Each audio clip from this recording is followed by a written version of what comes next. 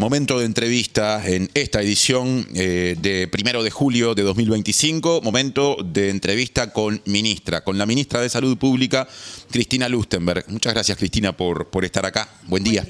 Buen día, Martín, y a todo el equipo, y en este lugar que es tan simbólico, así que es muy lindo que la diaria recupere este espacio y le dé esta vida.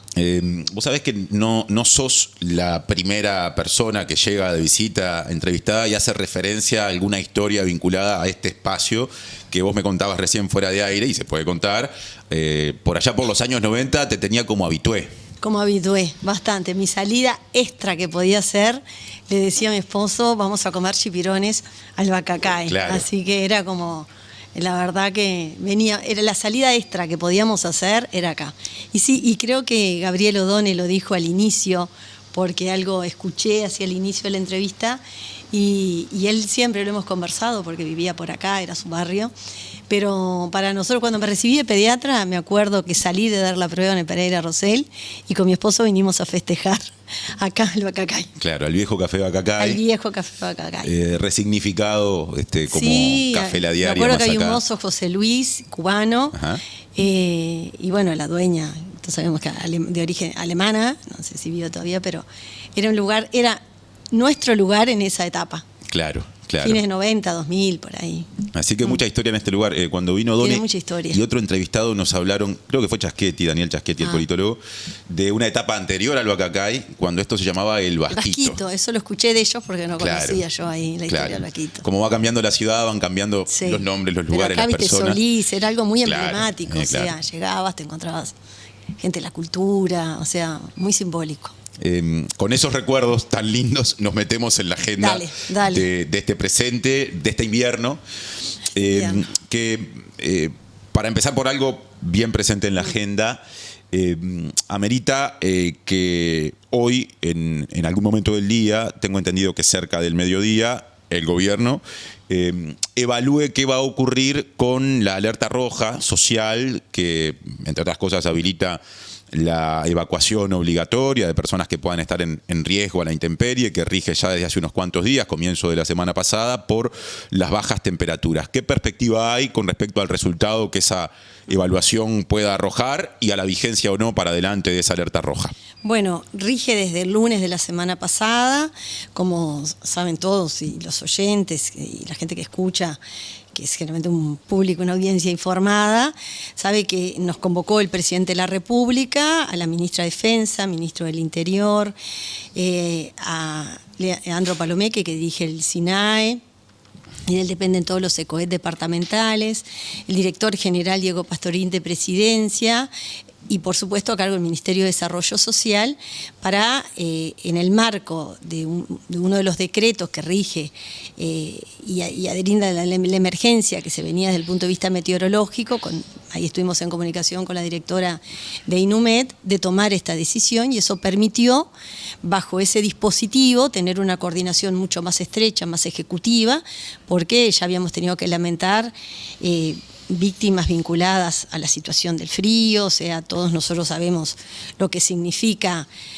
miles de personas en situación de calle, la exposición a condiciones climáticas como es el frío. El frío genera en gente que está en la intemperie, que está en la calle, una situación de hipotermia, también desencadenada por factores de riesgo previos, y eso hacía una vulnerabilidad muy extrema que había que tomar decisiones mucho más ejecutivas. Entonces eso permitió trabajar de forma coordinada, estaba el presidente de ACE, también el doctor Álvaro Danza, y ahí comenzamos a generar ese dispositivo, y todos los días a las 13 tenemos un equipo operativo que cada uno de nosotros delegó, en mi caso en el director general de Secretaría, Márquez Alonso, y entonces ahí todos los lunes se hace un resumen de la jornada anterior, de cómo fue el traslado a los refugios, se analizaba el dispositivo de internación compulsiva que tiene sus características, y acá en este caso se ha tenido una gran adherencia de las personas que están en situación de calle. Los dispositivos de salud se han plegado cada vez más, respondiendo más a las características que tiene esta población, ¿no? No solamente vinculada a la salud mental, a las condiciones de consumo problemática de sustancias. Es una población con mucha vulnerabilidad, con factores de riesgo, gente que está fuera muchas veces de los sistemas de salud. Entonces eso ha exigido las respuestas también de ACE y con móviles en cada uno de los refugios y los lugares que se han generado ahora. Y ahora sí, entre hoy y mañana nos van a convocar, no sé cómo se llama la figura, pero es como el Consejo Superior del SECOED, del SINAE, donde estamos los ministros para ver la continuidad hasta cuándo de este dispositivo. O sea que puede ser hoy o mañana. Yo diría que va a ser mañana. Ajá. El equipo operativo que toma las decisiones a diario y evalúa qué situaciones para corregir, porque esto, cuando uno habla con Clavijo, el Ministerio del Interior, cuando hablo con cada uno, todos los días surgen situaciones que hay que tomar decisiones de corregir rápidamente. Ahora, pero la decisión de hasta cuándo rige la alerta, esa sí la tienen que tomar las y los ministros que están en ese otro ámbito. Exacto, y ahí también estamos convocados por el presidente, el secretario de Presidencia, para tomar la decisión de la continuidad. Entonces, y va a continuar, es un hecho. Y por ahora va a continuar unos días, tenemos que ver cómo seguimos, porque eso nos permite trabajar de una forma mucho más coordinada. No podíamos seguir en una situación que el Ministerio de Desarrollo Social no puede estar solo en esta situación. Y bueno, también, pero hay que pensar ya después, ya la ministra de Vivienda, el Ministerio de Desarrollo Social tiene un equipo que está trabajando en el marco del Consejo de Políticas Sociales y las direcciones que tienen a cargo resolver desde el punto de vista estructural, porque no nos olvidemos, Martín, esto tiene situaciones que vienen desde hace tiempo, que son estructurales. Fíjense que las personas en todos los lugares, porque esto generó una respuesta también de los SECOED a nivel departamental. Nuestros directores departamentales de salud, con la doctora Zaida Arteta, han estado formando parte de los SECOED departamentales, y ha permitido que también la respuesta en el interior, por más que esté concentrada el grueso en el área metropolitana, adhiera y nos permita tener estas respuestas. Ahora, ¿no? Cristina, pensando justamente en lo que marcabas recién, el cómo seguir, si nos guiamos por el reporte del SINAE de ayer, ¿no? Sí, en esta cuestión de reportes diarios, dice en un momento, que creo que ahí hay muchos números muy relevantes, de acuerdo al último relevamiento, en la noche del domingo, claro, ayer lunes se hablaba del día anterior, 2.772 personas recibieron asistencia a nivel nacional, 2.178 atendidas por el sistema de refugios del Ministerio de Desarrollo Social, 1.393 en Montevideo, 785 en otros departamentos. Y acá quiero detenerme. En tanto, agrega el comunicado, otras 594 personas asistieron a los centros de evacuación desplegados por el Sistema Nacional de Emergencia, SINAE, 509 de esas 594 en Montevideo y 85 en el interior. Ahí vamos a la realidad más concreta y más reciente de las personas que podemos presentar como evacuadas en función de esta normativa que se habilitó en este contexto. Ayer hablábamos acá con Natalia Ugal, ¿no? que desarrolló un informe sobre este tema, que bueno, que esa gente es gente que se vincula con el Estado en algunos casos después de mucho tiempo de desvinculación, y eso genera oportunidades. En el caso de las políticas de salud, por ejemplo, que haya 594, casi 600 personas que a través de estos refugios para personas evacuadas hoy puedan acceder eventualmente a controles, haya información sobre ellas. ¿Qué oportunidades y políticas puede plantear para adelante? Exacto. Nosotros, bueno, para adelante sí, estamos incluidos en trabajar. Ahora hemos desplegado por parte del SAME 105, tenemos 5 dispositivos, hay bases conformados por equipos de 3, al principio era un médico solo, ahora incorporamos chofer, enfermería. De hecho, en la noche de domingo para lunes se atendieron 2 situaciones extremadamente graves, que hoy están, una de ellas en CTI, pero después tenemos, son usuarios, pacientes del sistema de salud, que con patologías crónicas, con enfermedades importantes. Mira, ayer, el otro día detectamos, porque viste que una cosa, que en los dispositivos que se han generado nuevos, las personas pueden concurrir con todas sus pertenencias, con los animales, eso ha sido no menor.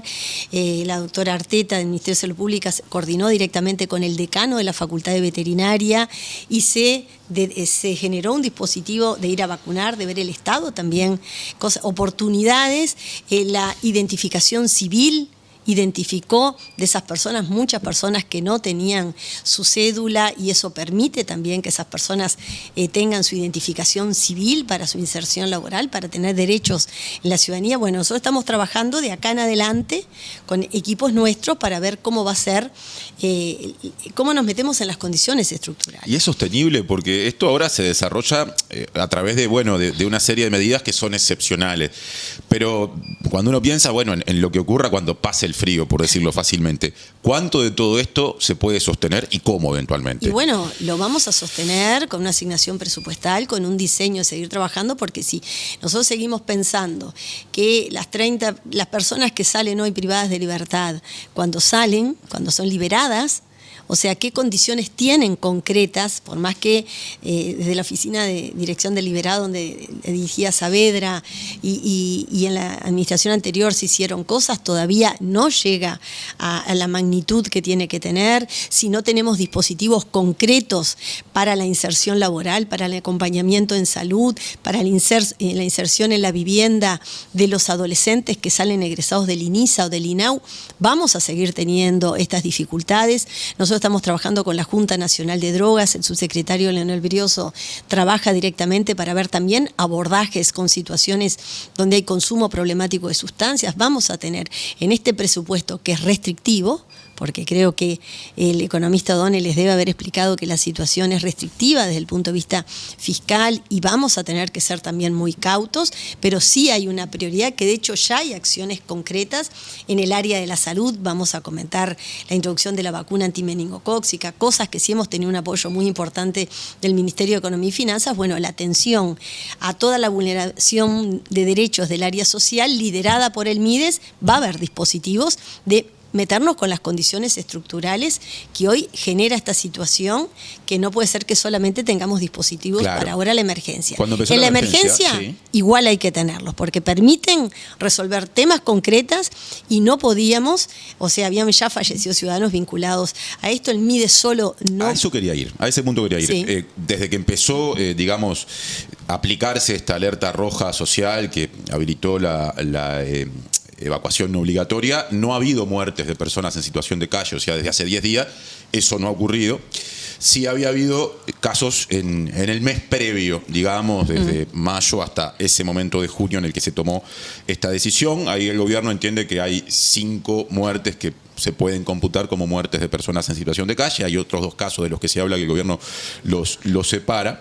Y en uno de los momentos, ante una de las situaciones, se comunicó desde el gobierno se tomó la decisión de aclarar que las muertes de personas en situación de calle no habían sido por el frío. ¿Es correcto hacer esa precisión, aunque no se trate técnicamente de casos de hipotermia, cuando se puede entender que vivir a la intemperie genera condiciones de vulnerabilidad que directa o indirectamente impactan en la salud de la gente? Claro, eso es así. Yo no voy a entrar en esa contradicción porque lo discutimos mucho el lunes. Después, cuando estábamos en la conferencia de prensa, el ministro de Desarrollo Social, el ministro del Interior, el presidente del SINAE, la ministra de Defensa Sandra Lasso y yo, aclaramos esos dispositivos. Yo tengo la formación más médica de salud, y es claro que aunque la hipotermia desencadena, o sea, tenemos un documento que hicimos de qué era la hipotermia, condiciones que tienen que ver de factores de riesgo, predisponen... O sea, el invierno, no hay que hacer mucho análisis, Martín. El invierno la mortalidad infantil es clarísimo. Cómo aumenta la mortalidad infantil vinculado al frío, a las condiciones adversas desde el punto de vista climático, condiciona a personas que tienen ya determinada vulnerabilidad, estado nutricional, con carencias, consumo problemático de sustancias, estar expuesto al frío. Nosotros llegar a nuestras casas, calefacción de formas varias. Calefacción en mi casa, tengo calefacción de todo tipo. Entonces, es una casa grande, vieja, tengo calefacción central, estufa leña, me cuesta entrar en calor. Piensen, el mismo lunes, cuando yo llegaba de trabajar, empezamos temprano a la mañana, convocados por el presidente, porque acá a las 8 de la mañana estaba el presidente de la República, Yamandu Orsi, dirigiendo esta declaración que íbamos a hacer y cómo íbamos a hacer la estrategia con Alejandro Sánchez, y ahí estamos todos desde su saber y competencias, opinando y haciendo. Cuando yo llego de noche a mi casa, estaban mis hijas con unos vecinos esperándome, con una persona a 30 metros, con una situación muy extrema, que bueno, hicimos todo el operativo, llamamos a los teléfonos que también ese día estuvieron desbordados, o sea, hay que hacer mucha, y la ciudadanía respondió también ahora, muy bien. Entonces hubo Sin un error transferir, de comunicación cuando se habló de, no, bueno, porque no fueron quizás a muertes veces por la frío. causa directa no puede ser la hipotermia como tal, pero bueno, la hipotermia también está desencadenada y favorecida por enfermedades subyacentes. La persona que ayer se atendió, una de las dos personas que se atendió ayer de forma extremadamente grave, tenía factores de riesgo de enfermedades crónicas subyacentes, que yo no voy a violar la privacidad de esos pacientes, pero condiciones graves que al estar expuestos a vivir en situación de calle se agravan porque son enfermedades crónicas, son enfermedades que generan inmunodepresión, las defensas bajas, gente que está expuesta a que de verdad tenga posibilidad de tener un efecto más grave. Entonces, entrar en esa contradicción creo que no es la forma, y no voy a ir a esa contradicción. Con el ministro Sibila estamos trabajando todos los días, nos llamamos a ver, el domingo me llama y me dice: Cristina, hay que ajustar los dispositivos con salud, rápidamente con el director de SAME 105, el doctor Greco, y con el doctor Martí Arena, gerente general, ajustamos respuestas, qué hay que tener. Ese día se atendieron 2 situaciones de emergencia como clave 1, con respuestas de apoyo. O sea, esto hay, bueno, pero las condiciones de la hipotermia, del frío, favorece que tengamos más posibilidades de enfermar y de morir. Cristina, quiero pasar a algunos acentos programáticos que presentó en la última campaña electoral el Frente Amplio, y que uno se pregunta en qué medida empiezan a concretarse, en tanto el Frente Amplio es la fuerza gobernante, en el sentido de decisiones ya tomadas. Por ejemplo, hubo mucho énfasis asociado a la reducción de los tiempos de espera cuando las personas requieren especialistas en el sistema de salud. El documento del Frente Amplio titulado Prioridades para gobernar Uruguay, que se presentó en un acto que se hizo en septiembre del año pasado, en tiempos de campaña electoral en Colonia del Sacramento, dice: disminución sustantiva de tiempos de espera en salud. Medida, propuesta: disminuir tiempos de espera en cirugías, estudios y consultas en policlínica, con sistemas de información, control, fiscalización y planes específicos. ¿Ya se puede confirmar alguna medida específica al respecto y algún resultado hay? Mira, estaba buscando.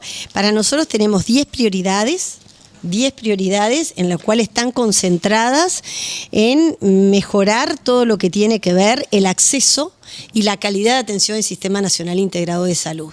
El Sistema Nacional Integrado de Salud, nuestro país invierte el 9,13% de su Producto Bruto Interno. Para ello, hoy hemos identificado fortalezas y debilidades que tienen que ver, algunas mínimas, con el modelo de financiamiento, otras que tienen que ver, las más graves, en el modelo de gestión del sistema y con el modelo de atención. Cuando identificamos dentro de las 63 prioridades que, como tú decías, Martín, se anunciaron en Colonia por parte del actual presidente Yamandu Orsi, nosotros, de las 63 prioridades que tiene el gobierno en diferentes áreas, tenemos 4. Una tiene que ver el acceso a los medicamentos y a las dificultades que hay con los tiempos de espera. Para eso nosotros tenemos un equipo vinculado, que lo dirige la economista Gabriela Pradere, en el cual está trabajando con las direcciones correspondientes. Acá está buscando el documento y lo vamos a anunciar, medidas concretas, porque hemos identificado las especialidades que más tiempo de demora tienen para que la ciudadanía acceda. Fíjense que estamos trabajando con la Coordinadora de Instituciones de Asistencia Médica Colectiva, que nuclea las 34 instituciones, incluida FEPREMI. Estamos trabajando con la red de efectores públicos de salud, con ACE, Sanidad Militar, Policial, los gobiernos departamentales que tienen efectores de salud, y ahí, desde esa área, vamos a hacer anuncios concretos, identificando dificultades que tenemos en el área de psiquiatría de adultos, de niños, neurología, neuropediatría, urología, tenemos graves dificultades. ¿Y cambian los tiempos de espera o las demoras? Estamos viendo las dificultades. ¿Lo privado y lo público? Sí, cambian, Claro que sí. ACE tiene 1.500.000 usuarios, es el prestador público más grande. Las instituciones de asistencia médica colectiva tienen 2.100.000 y pico de usuarios, bajó un poquitito, pero es más o menos dos tercios de, sobre todo, usuarios FONASA, pero también más del 90% viene de usuarios FONASA, pero lo estamos identificando lugar por lugar, especialidad por especialidad. Hay especialidades que los tiempos de espera están vinculados que no hay especialistas en el lugar, hay otros que tienen que ver con otras características de diseño, de que no se complementa el sistema, diferencias salariales, no se hacen cargos de alta dedicación en conjunto. Lo que sí no puede pasar es lo que pasa hoy. Hay 30.000 personas en ACE en listas de espera para acceder a un equipo de salud mental. No puede pasar que nos encontramos que hay 300 niños y adolescentes en el Hospital Pereira Rosell esperando para una cirugía oftalmológica. Imagínense, no para la pesquisa de la agudeza visual, que nosotros, ahora al tomar, el doctor Álvaro Danza reactivó en ACE el programa de pesquisa de la agudeza visual, ya comenzamos a trabajar sobre todo en los jardines, en la etapa inicial, pero estos niños ya requieren una cirugía oftalmológica para recuperar su visión. Y tenemos 300, para eso rápidamente hicimos un convenio que lo lidera el doctor Gustavo Yaqueto como director del Hospital Pereira Rosell con el doctor Álvaro Villar en el Hospital de Clínicas para mejorar los recursos que hay en las dos instituciones públicas, porque lo que no puede pasar es que haya 300 niños en listas de espera para intervenciones quirúrgicas. Y eso que se da en lo público, que repercute en los tiempos de espera. Pero en lo privado también. Pero quiero empezar por lo público y después paso a lo privado. En lo público en particular, ¿cómo se resuelve? ¿Con más presupuesto? No, hay cosas que sí pueden ser más presupuesto y hay otras cosas que tienen que ver con la gestión. Tiene que ver, nosotros estamos trabajando con la Universidad de la República, estamos trabajando con con la Facultad de Medicina. ¿Qué tiene que ver? Porque el mercado no puede regular los especialistas que el país precisa, por más que respetamos mucho la autonomía universitaria, pero tampoco cátedras pueden determinar qué porcentaje y qué cantidad de recursos se forman, porque eso repercute directamente. Eso está pasando, claro que está pasando. ¿En qué especialidades se nota más? ¿En las que mencionaste antes? Las que mencioné antes, ahora estoy tratando de buscar el documento donde tengo todo el análisis de los tiempos de espera y qué medidas vamos a tomar a corto plazo, porque estamos analizando lugar por lugar, especialidad. Yo la semana pasada me reuní con el doctor Levín Martínez, profesor de urología. Hoy no puede pasar y tenemos la distribución de los especialistas lugar por lugar del país. Yo te preguntaba por el presupuesto también hoy, porque me pregunto si no hace falta contratar más personal médico. En algunos, claro que sí. Para todas estas cosas, primero nosotros estamos muy abocados a mejorar lo que es la gestión, pero para que impacte en el modelo de atención, por supuesto que precisamos más presupuesto en algunas áreas, pero también a veces una cosa que pasa, que no solamente pasa por mayor presupuesto, sino que pasa por ordenar un poco la gestión de los lugares. Hay cosas que son competencias de la UDELAR, para eso nosotros, respetando la independencia de poderes, la autonomía universitaria, estamos trabajando directamente con el decano de la facultad, Arturo Briva, viendo, por ejemplo, en psiquiatría, ya nos reunimos con la profesora de psiquiatría de adultos, como yo les decía, con el profesor de urología, viendo qué tenemos que hacer para ver si no hay en el presupuesto universitario, pero tiene que haber una conjunción, porque ¿sabes qué pasa en el país, en todas muchas áreas? Que no hay una coordinación transversal en problemas que diferente, para que se resuelvan, no se resuelven solamente desde un área. Si yo preciso que se formen en áreas que ya tenemos detectada, desde la Dirección General del Sistema Nacional de Salud, esta dirección que depende del economista Pradera y de la JUNASA, que tengo dificultades con determinadas especialidades, con tiempos de espera inadmisibles, que una persona cuelgue con los cañitos doble J, con sus 2 riñones, con las bolsitas, cuando eso se podría resolver en 20, 40 días, me niego a que eso sea naturalizado.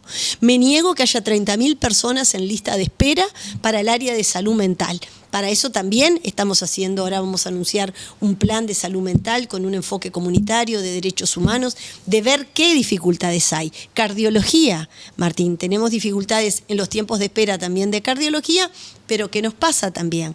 Que el 72% en muchos de los prestadores de las consultas de los especialistas, de los cardiólogos, están llenos de hipertensiones arteriales como las que yo tengo, que me les podría tratar.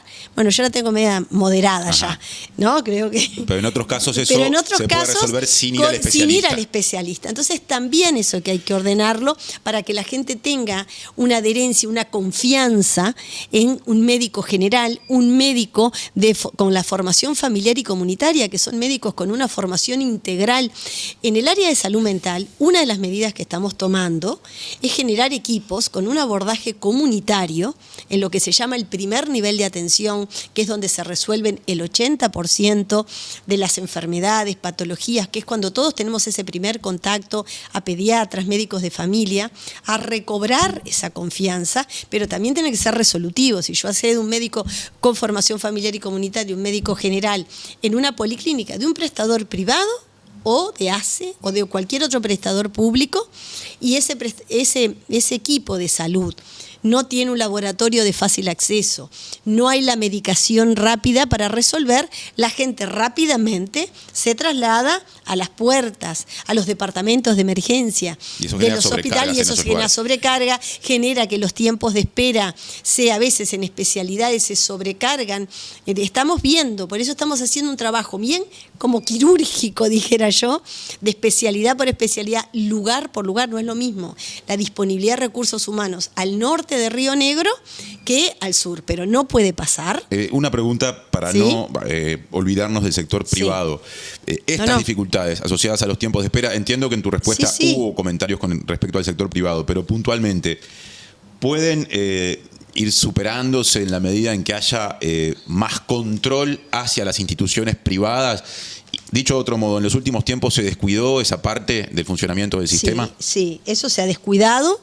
En los últimos años, te diría yo, en estos 5 años hubo un franco retroceso, pero viene de antes también.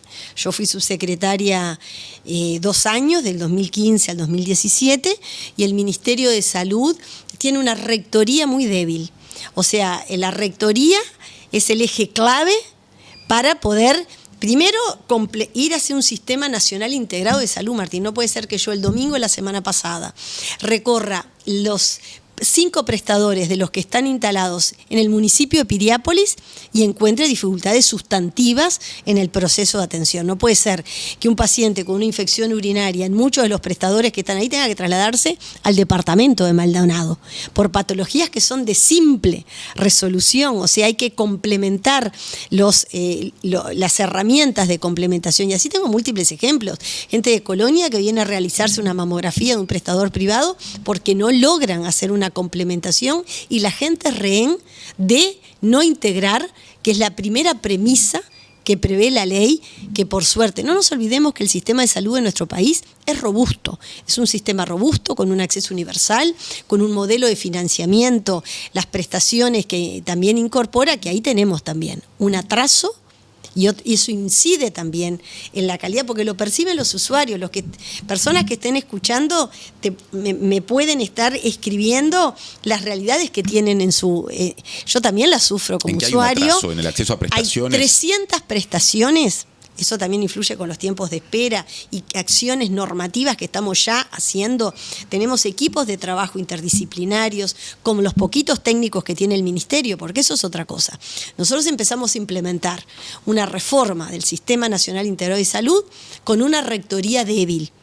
En el último periodo lo que yo destaco es que se fortaleció el equipo de fiscalización, pero el equipo técnico, la evaluación, por ejemplo, de medicamentos, responde a un área muy calificada que tiene el Ministerio, pero son muy pocos técnicos. Por eso el Uruguay tiene que dar el paso sustantivo hacia una agencia reguladora de medicamentos. ¿Y qué pasa con eso de las 300 prestaciones? 300 prestaciones, imagina, ese sí está bien que me lo preguntes porque es un tema que no dormimos con ese tema. ¿De qué prestaciones hablamos? Estamos hablando, por ejemplo, son 300 medicamentos y procedimientos que no están en lo que se llama el PIAS, que es el Plan Integral de Salud o el Plan de Beneficios, como le llaman otros países, que eso es lo que hace Plan Integral de Atención en Salud, que es el catálogo de prestaciones y programas que deberán brindar las prestadoras del Sistema Nacional Integrado. Exacto. Entonces eso, cuando con la evidencia, con todos los estudios que se hacen de costo, efectividad, de evidencia, eso se debería incluir en el plan de salud, entonces los prestadores lo tienen que incorporar. Se transfieren también a través de las cápitas recursos para que se les cobre a los usuarios del sistema de las instituciones de asistencia médica colectiva un ticket moderador accesible, y no lo que pasa hoy. Desde el 2012 tenemos un atraso en la incorporación de 300 procedimientos y medicamentos. Concretamente, la cirugía laparoscópica, hoy solamente, imagínense, hoy la laparoscopía es el procedimiento mínimamente invasivo que genera poco tiempo, recuperación posoperatoria desde el punto de vista quirúrgico rápido para los pacientes. Solamente la tenemos en el PIAS, que se introdujo en el 2015, la cirugía laparoscópica de vesícula biliar. La del apendicitis, me toco para que la gente sepa el dolor, y acá donde están los dos órganos, desde el punto de vista de la apendicitis no está la de rodilla, no está, o sea, cirugía. O sea, cuando decís 300, un atraso de 300 prestaciones, 300. Son 300 prestaciones entre procedimientos y medicamentos que hoy no están dentro de esa cobertura. Entonces, ¿eso qué hace? Muchos de los prestadores lo tienen, porque si no, no podríamos ejercer desde el punto de vista médico, clínico. Pero no están obligados a pero no tenerlas. están obligados a tener. Entonces te cobran, a la gente lo vive, o sea, los que están escuchando, por un anticoagulante te cobran un ticket de 3.000, 3.500 pesos, 5.000 pesos de acuerdo al prestador, medicamentos, hasta antibióticos, que para determinadas infecciones no están, estudios moleculares que hoy son para un infectólogo de primera necesidad no están, o sea, tenemos las ablaciones. Ahora, nosotros pero ahora ¿cuántas de las 300 se van a incluir en este ahora gobierno? A corto plazo, sí, estamos trabajando con el Ministerio de Economía y Finanzas, así como incorporamos la vacuna antimeningocóxica a partir de fines de julio, incorporar 5 de las 300. Es muy poco. Bueno, pero estamos en el año 2005 con un país que está en una situación de restricción fiscal. En ACE tenemos una deuda de 280, no de 100 millones de dólares, como el otro día dijo el economista O'Donnell. Viste que Gabriel dijo que no la tenía bien clara cuando creo que tú, porque llegué como hasta ahí, en la entrevista que hicimos en la nuestro primer entrevista, que programa. la escuché ayer media tarde, ya no a las 1 o 2 de la mañana, y ya no podía tener una capacidad de atención pero me quedó claro que, claro, es 280 millones de dólares, de las cuales también tenemos una situación que no, el resguardo presupuestal no estuvo, o sea, esos son deudas que asumió el Estado, como explicaba Gabriel. Fíjense que con ACE 280 millones de dólares, ¿está?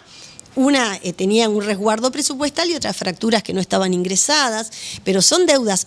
El otro día, un día llamó el doctor Danza y estaban negociando con las dos empresas proveedoras de oxígeno. O sea, es como decir, ACE se quedaba sin oxígeno. ¿tá? Y por eso hay también un resguardo previsto en la rendición de cuenta que esperamos que se vote, que permite en un plan que están haciendo ACE y el Ministerio de Economía y Finanzas ponernos de acuerdo con los proveedores, renegociar las deudas, porque en esa cosa concreta faltaban 8 millones de dólares. Ahora, Cristina, estas consideraciones presupuestales sí, las empezaste a hacer cuando yo te dije que incluir 5 prestaciones, claro, en el de presupuesto, las 300 era poco. ¿Cuáles van a ser esas 5? Esas 5 es la cirugía laparoscópica vinculada a la apendicitis, son las ablaciones, que hoy es inadmisible que no estén desde el punto de vista cardíaco, estamos previendo los anticoagulantes, estamos previendo la analgesia del parto, y me falta otra que ahora no me viene a la mente, ya me va a venir, pero que son de las que hoy me resulta inadmisible que no estén. Ahora, nos faltan 295 que paulatinamente, esto sí hay que ver cómo se van incorporando en el presupuesto. Nosotros tenemos un equipo interdisciplinario que está identificando, esto lo lidera el doctor Oscar Llaneo con la doctora Alicia Ferreira, que es la presidenta alterna del Fondo Nacional de Recursos, para ver paulatinamente en el presupuesto cuáles sí podría haber una asignación presupuestal, y negociando con los prestadores públicos y privados. O sea, nosotros estamos trabajando directamente con la coordinadora de instituciones de asistencia médica colectiva, viendo cuáles son los nudos. Esta dirección que yo les digo que es del Sistema Nacional Integrado de Salud, identificando indicadores de calidad, qué pasa con los tiempos de espera, qué pasa con la incorporación, con la DIGESA, para ver por qué realmente hoy nos resulta inadmisible que Uruguay vaya quedando atrás, y para eso no hay una herramienta sola. O sea, hay herramientas que es de incorporación de los medicamentos, todo no se puede incorporar. En la última administración se incorporaron sí muchos medicamentos, a través del Fondo Nacional de Recursos. Quizás no todos con la mayor proceso de rigurosidad y de evidencia. ¿Cómo es eso?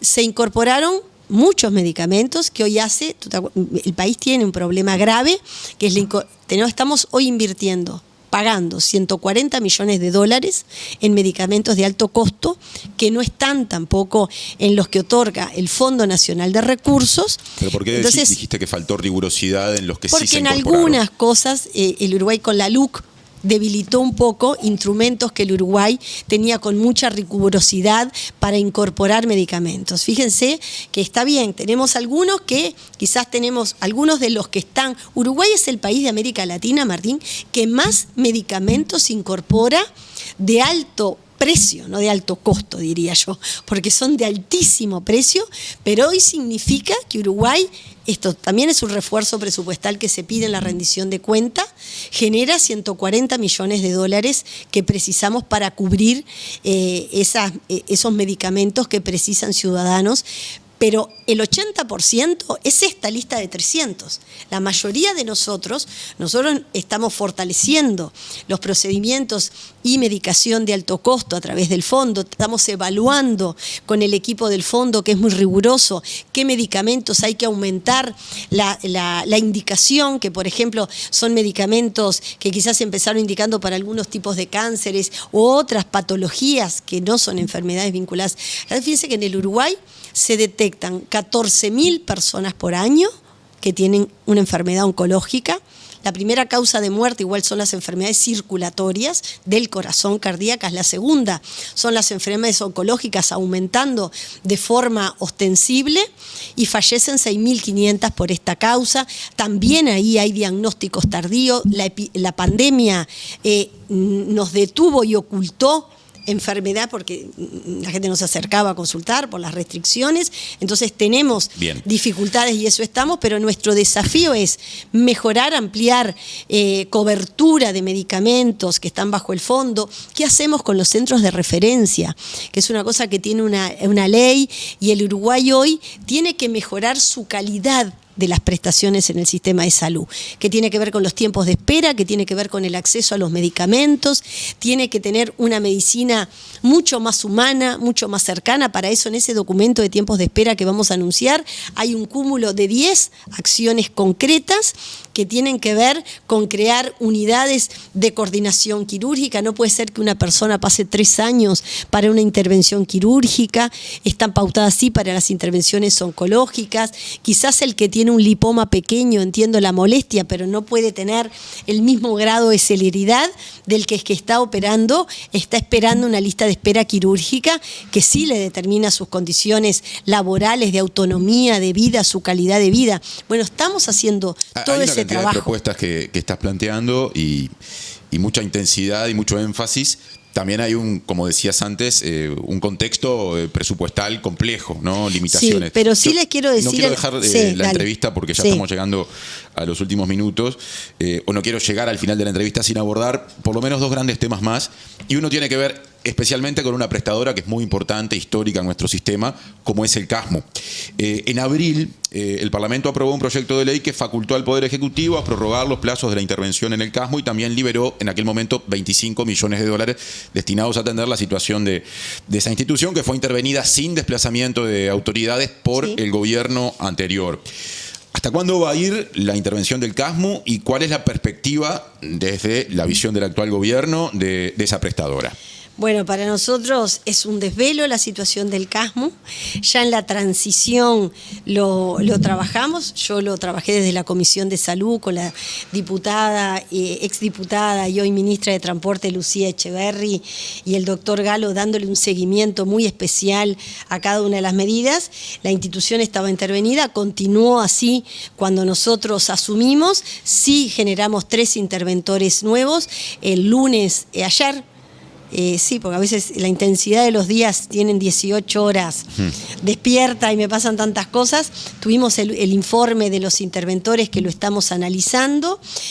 Accedieron al último tramo del Fondo de Garantía aprobado por la administración anterior. Son esos 25 el 6 millones. de junio.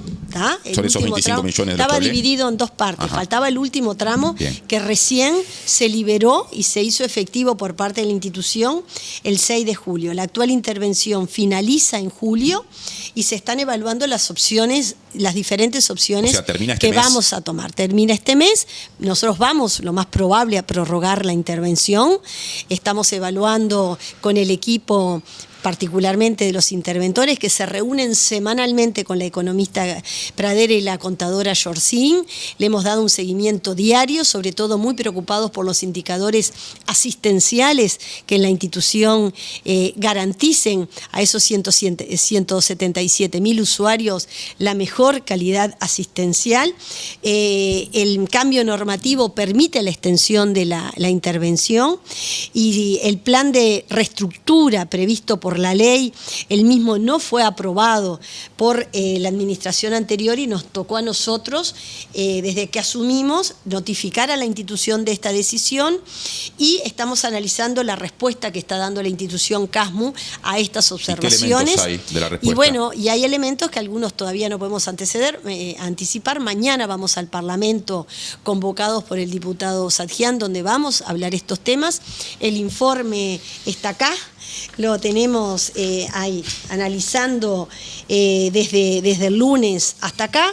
Es una institución que tiene dificultades en la gobernanza, en la gestión, en los indicadores económicos financieros importantes. Entonces estamos realmente muy atentos y muy preocupados por la situación, que a ver qué indicadores tiene, si ha mejorado o no la situación financiera. Vemos indicadores que la rentabilidad no ha mejorado, así que le estamos dando un seguimiento, te diría diario. Es la institución, pero, la tercera. ¿qué opciones hay? Si la institución presenta estas dificultades, ¿qué opciones hay a futuro en la medida en que no haya buenas señales? Martín, estamos evaluando recién el informe, que lo tuvimos desde ayer de tarde por parte de los indicadores. Así que yo todavía no voy a anunciar. Sí, lo más probable es que continúe la intervención. Todavía las características de la intervención es una decisión a tomar desde el más alto nivel político, entre el Ministerio de Salud Pública, el Ministerio de Economía y Finanzas, con el Presidente de la República, el secretario y prosecretario de Presidencia, pero sí nos interesa, y dejaré en claro, que es la tercera institución más grande del país, en la cual tiene que seguir siendo viable, y veremos qué decisiones tomamos para que esa institución tenga el mejor modelo de gobernanza, la reestructura que sí responda a una institución de tal magnitud y no tengamos estos indicadores que realmente preocupan con la breve leída que tenemos del informe final de ayer.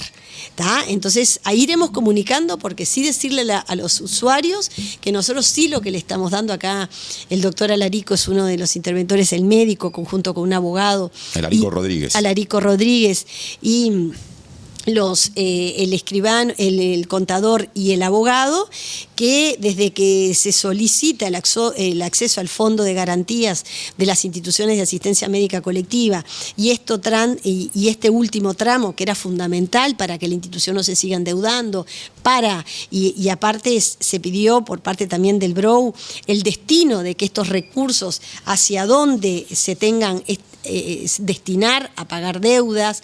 Entonces, con el Banco de Previsión Social la tenemos bien identificada qué es lo que sucede, pero nosotros con esto sí le estamos dando seguimiento, porque es la institución más grande, es una institución que tiene que tener una reestructura que acompase esa magnitud y que tenga niveles de económicos financieros. No puede haber errores en el flujo de fondos proyectados. O sea, estamos haciendo un análisis bien serio, porque es una institución que tiene que seguir siendo viable, y lo que sí hoy nos preocupa día a día, el equipo de fiscalización va, el equipo equipo estando muy atentos a que la situación financiera comprometida no pueda llegar a afectar el área asistencial. Para eso, el Consejo Consultivo, las herramientas donde están usuarios, donde están trabajadores, tenemos reuniones periódicas. Ahora el jueves nos reunimos con AFCASMU, con el núcleo de base y a través del sindicato médico le damos seguimiento, pero estamos muy atentos. De verdad, creo que sueño todos los días entre listas de esperas, todo el desvelo que tenemos que hacer día a día y con la situación de esta institución y del resto de las instituciones, porque también estamos dándole a través, nosotros queremos trabajar, y eso lo hemos trabajado también con quienes integran la oposición. No solamente es un compromiso del gobierno, el gobierno tiene esta reforma que nos coloca a la vanguardia, tiene que ser viable desde el punto de vista financiero, requiere monitoreo, requiere también un resguardo presupuestal para que podamos cumplir nuestra rectoría, que tenemos que estar atentos, vigilando cuál es el equilibrio financiero de las instituciones. Mañana vamos a ir al Parlamento a dar cuentas de lo que estamos Cristina, haciendo exhaustivamente. Sobre el cierre, no nos queda casi tiempo, pero quiero plantear, te pedimos una respuesta lo más sintética que se pueda, la cuestión de las infraestructuras públicas, de ACE en particular. Este gobierno anunció que tiene la intención de construir un hospital cerca de Atlántida, más bien del lado norte, hospital de ciudad de la Costa de Oro, podríamos decir, ubicado en esa zona de Canelones. El gobierno anterior, en su momento, exhibió como un gran logro la concreción del Hospital del Cerro. Te quiero hacer una pregunta con respecto a ese centro asistencial, para respuesta breve, porque aparte hay una persona, Carmen, en la audiencia que nos pregunta especialmente por qué está pasando hoy en el Hospital del Cerro. ¿Qué está pasando hoy? ¿Cómo funciona ese centro? ¿Y qué visión tenés de si fue acertado o no lo que hizo el gobierno anterior cuando lo priorizó y lo presentó como un gran logro? Bueno, dos cosas. Uno de las prioridades nuestras cuando en esa 63 está el acceso a los medicamentos. Nosotros tenemos 10 prioridades. Como la 63 del gobierno, que involucran todas las áreas trabajadas en el Consejo de Ministros, tiene que ver los tiempos de espera, acceso a medicamentos, tiene que ver con salud mental, tiene que ver con la prioridad de atención, los temas de primera infancia, infancia y adolescencia desde el embarazo, y tiene que ver con la construcción, que fue un anuncio liderado por el presidente de la República, de dar respuesta y construir un centro con gran resolutividad en el eje de la interbalnearia. Todavía no hay nosotros tenemos una comisión que está liderada en el Ministerio de Salud Pública por el Ministerio de Salud Pública, ACE, y también con las direcciones de arquitectura y gerenciales, para ver en esa zona. Está la intendencia también departamental trabajando de Canelones en este proyecto, viendo bien si sería en Atlántida o en otro lugar cercano. Todavía no está definido. Hay un equipo que estamos rigurosamente viendo cómo es el acceso, los ómnibus, el transporte, qué disponibilidad hay. Estamos haciendo un estudio no improvisado de ver a dónde debería estar, pero lo que queremos decirle a la ciudadanía es que vamos a fortalecer todo eje. Desde el hospitalito del Ciudad de la Costa, como le llama la ciudadanía, que es el centro de salud inserto, que ya existe, hay que fortalecer la infraestructura. Acá estamos con la arquitectura, la directora de la Dirección de Arquitectura de ACE trabajando, fortalecer ese centro que con el crecimiento que ha tenido Ciudad de la Costa y Costa de Oro, tiene que tener otra infraestructura, no solo por parte de ACE, sino que habiendo tantos prestadores, si uno va por la interbalnearia, ustedes vieron que están todos los prestadores ahí. Bueno, hoy no puede pasar que no haya puertas únicas, que no se complementen, o sea, estamos viendo el desarrollo en esa zona de tener un ejemplo de cómo debería funcionar el Sistema Nacional Integrado de Salud. Y ahora te llevo al Cerro. Y ahora me llevas al Cerro. Yo nunca estuve en desacuerdo con la construcción del Hospital del Cerro de forma particular. Sí creo que uno no puede construir una infraestructura hospitalaria desmantelando el resto. ¿Y eso pasó? O sea, eso pasó. Se desmanteló lo que es la red de atención del primer nivel de ACE, se sacaron recursos y no se fortaleció la medicina familiar y comunitaria, la pediatría en lo que es toda la RAP de esa zona, la red de atención de primer nivel, y es un hospital que se construyó teniendo dificultades en el modelo de gestión que nosotros queremos fortalecer, la coordinación con el Hospital Maciel, las patologías tiempo dependiente. Miren, otra cosa que no dije, tenemos un gran problema, que es otro desafío y compromiso que tenemos, que lo vamos a anunciar cuando lo tengamos resuelto, que es la atención en rutas.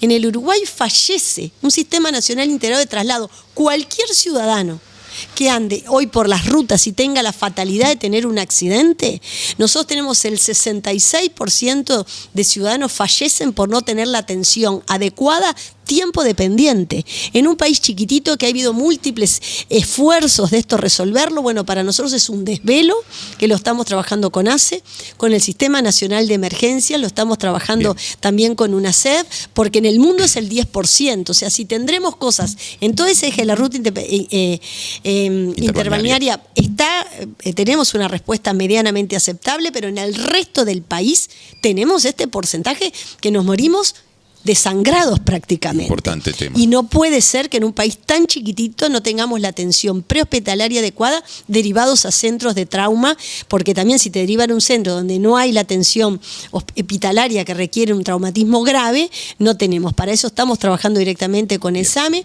La atención en el Hospital del Cerro tiene que ser fortalecida. Hoy tenemos dificultades y es una prioridad para el directorio de ACE. Me quedo con eso. Muchas gracias, Cristina, por este extenso, este tiempo tan importante que compartiste con La Mañana de la Diaria, y queda hecha la invitación para próximas instancias, porque muchas de estas cosas serán evaluadas y las volveremos a traer para gracias, acá. Martín, porque hay que rendir cuentas a la ciudadanía. Estamos a 4 meses de la gestión, sabiendo, mi equipo, mi gabinete, es un gabinete muy formado, que conoce ya el sistema de salud, o sea, el tiempo, la curva de aprendizaje ya la tenemos incorporada, porque hemos sido funcionarios en diferentes tareas. Y también decirle a la ciudadanía que se acerque. Nosotros estamos fortaleciendo las herramientas de comunicación, de atención al usuario, para que la gente sienta que cuando tiene una dificultad en el proceso asistencial, el Ministerio de Salud le da respuesta. Nosotros rápidamente estamos en contacto con los prestadores. Hay situaciones que hoy son inadmisibles. Bien. Y no puede ser que no tengamos respuestas inmediatas, y poniéndonos siempre en el lugar de la gente, que tenga la mejor calidad asistencial desde el punto de vista humano y con la mayor dignidad. Eso queremos fortalecer. Gracias y hasta la próxima. Hasta la próxima.